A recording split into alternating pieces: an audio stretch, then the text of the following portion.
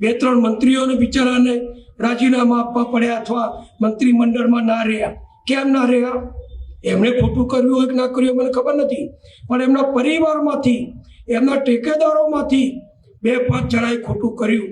એનું પરિણામ એ મંત્રીમંડળમાંથી સરકારે એમને ના લીધા. નીતિન પટેલનો એક વિડીયો સામે આવ્યો છે, કદાચ તમે જોયો હશે. એમને બચ્ચુ ખાબડનું નામ તો લીધું નથી, પણ નામ લીધા વગર એવું કહ્યું કે ઘણા બધા મંત્રીનું મંત્રીપદ ગયું છે, મંત્રીમંડળમાં સ્થાન મળ્યું નથી, એટલે પરિવારના લોકોએ કટકી કરતા વિચારવું પડશે. એમને ટકોર પણ કરી છે.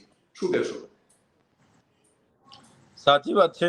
શરૂઆતમાં દેશના વડાપ્રધાન શ્રી જ્યારે વડાપ્રધાનની ચૂંટણીમાં ઉમેદવાર હતા, એમણે એ જ કીધું હતું કે ભાઈ હું ખાતો નથી ને ખાવા દઈશ નહીં. પણ એમના મંત્રીઓ જ્યારે ગરીબ લોકોની રોજગારીના કરોડો રૂપિયા એમના પરિવારના ખાતાઓમાં જતા કરતા હોય, નલ સે જલ કૌભાંડ અહીંયા થતા હોય, પાણી પુરવઠા મોટી મોટી યોજનાના કૌભાંડો થતા હોય, મનરેગામાં તમામ જિલ્લાઓમાં કૌભાંડો છે અને તમામ જિલ્લાઓમાં કૌભાંડોની પાછળ ભારતીય જનતા પાર્ટીના ધારાસભ્ય અને સાંસદોના નામો ખુલતા હોય, ત્યારે એવું લાગે છે કે ભારતીય જનતા પાર્ટીના 30 વર્ષના શાસનમાં જનતાએ ભય, ભૂખ અને ભ્રષ્ટાચારનો જ અહેસાસ કર્યો છે. આજે પણ આદિવાસી વિસ્તારોમાં આપણે ફરીશું તો જનતા એ જ પરિસ્થિતિમાં છે જે પરિસ્થિતિમાં આગળના વર્ષોમાં હતી. તો નીતિનભાઈ પટેલની વાત બિલકુલ સાચી છે. વડાપ્રધાન જ્યારે એમની આટલી મોટી પોસ્ટ પરથી કહેતા હોય તો એમણે એવા ઝીરો ભ્રષ્ટાચારની જે ટોરેન્ટ નીતિ છે એનો અમલ સ્પષ્ટપણે કરવો જોઈએ.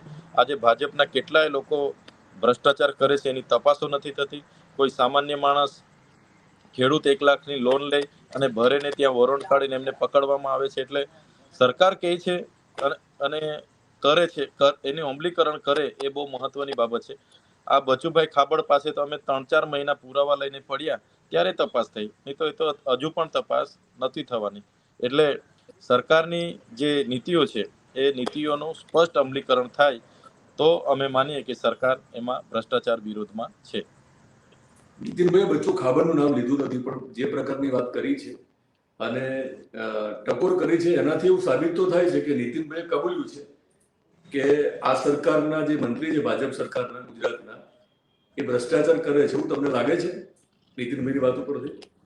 હા, બિલકુલ. આપણે અમારા સાંસદ મનસુખભાઈએ પણ જે તે વખતે સ્ટેટમેન્ટ આપ્યું હતું કે મનરેગાનું કૌભાંડ હોય, નલ સે જલનું કૌભાંડ હોય કે કોઈ પણ યોજનાનું કૌભાંડ હોય, કમિશન તો મંત્રી લેવલથી જ થાય છે, સેક્રેટરી, કમિશનર લેવલથી જ થાય છે. જ્યારે પણ કોઈ તપાસ થાય એટલે નાના કર્મચારીને જેલમાં જવું પડે છે.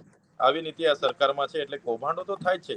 નીતિનભાઈ પટેલની જે વાત છે એ વાત એમણે પોતે સ્વીકાર્યું છે કે ગુજરાતમાં ભ્રષ્ટાચાર થાય છે ને મંત્રી લેવલના લોકો ભ્રષ્ટાચાર કરે છે, એ એમની વાત પરથી સ્પષ્ટ થાય છે. તો નરેન્દ્રભાઈ મોદીનો ડર નહીં હોય આ લોકોને? કારણ કે એમની સામે તો કોઈ દાગ છે નહીં વ્યક્તિગત, એમને કોઈ ભ્રષ્ટાચાર કર્યો નથી.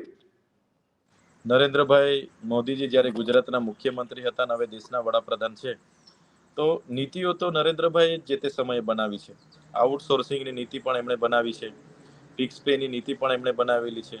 હમણાં પણ ગુજરાતની મોટે ભાગેની યોજનાઓની જ્યારે અમલવારી હોય તો એનું દોરી સંચાર દિલ્હીથી જ થાય છે. નરેન્દ્રભાઈ મોદીજી હોય કે અમિતભાઈ શાહ હોય, દિલ્હીથી જેટલી સૂચનાઓ આપે એટલી જ યોજનાઓ અહીંયા લાગુ થાય છે. એટલે એમના જે અધિકારીઓ છે, આમ જોવા જઈએ તમે શિક્ષકોને કે બીજા કર્મચારીઓને 58 વર્ષે રિટાયર કરી દેવામાં આવે છે અને એમના ચાહીતા અધિકારીઓ કે નાથન હોય કે પછી એમના હસમુખભાઈ હળિયા હોય કે કેટલાય અધિકારીઓ જે એમની આગળ પાછળ ફરે છે, જે સરકારી લાભો લે છે, એ 72 વર્ષ થઈ ગયા પછી પણ હજુ રિટાયર નથી થતા.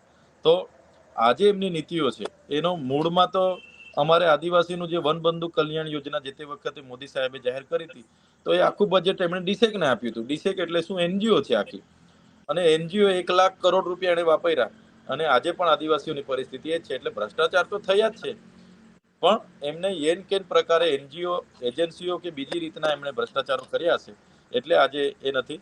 પણ સરકારમાં આજે ભાજપના કમલોમાં તમે દરેક જિલ્લામાં જઈને જોશો તો 5 સ્ટાર હોટલ કરતા પણ વીઆઈપી બન્યા છે. એ કમલોમાંના પૈસા ક્યાંથી આવ્યા છે? તો ભ્રષ્ટાચારમાંથી જ આવ્યા છે. એટલે ભ્રષ્ટાચાર ખૂબ મોટા પાયે ગુજરાતમાં થયો છે એવું હું માનું છું.